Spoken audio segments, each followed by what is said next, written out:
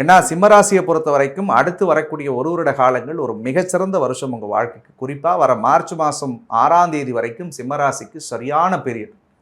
ஏன்னா ராசிக்கு 10ல் இருந்த குரு 11ஆம் இடம்னு சொல்லக்கூடிய லாபஸ்தானத்துக்கு வந்திருக்கார். 10ல் குரு இருக்கும் பொழுது ஏற்பட்ட பொருளாதார நெருக்கடி கடந்த ஒரு வருஷமாகவே சிம்மராசிக்காரர்களை கேட்டால், பட்டத்தை இழந்தேன், பதவியை இழந்தேன், பேரை இழந்தேன், வேலையை விட்டு நான் வெளியில் வந்தேன், எண்ணி பார்க்காத செலவு பண்ண கை தொட்டு பார்த்து செலவு பண்ணிச்சு, பிச்சை எடுக்கிறத குறையாக நான் வாழ்ந்துட்டேன்னு சொன்னால் கூட ஆச்சரியப்படுறதுக்கு இல்லை.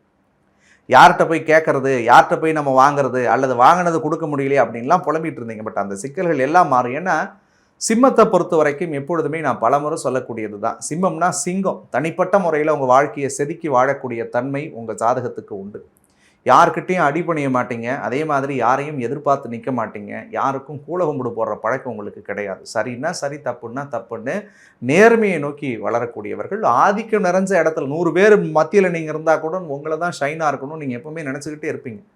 அதுக்கு நீங்கள் உழைக்கக்கூடிய ஜாதகமும் கூட. அப்படிப்பட்ட ஒரு நேரம் உங்களுக்கு இப்போ வந்திருக்கு. 11ஆம் இடம்னு சொல்லக்கூடிய லாபத்தில் குரு பகவான் வந்திருக்கார்.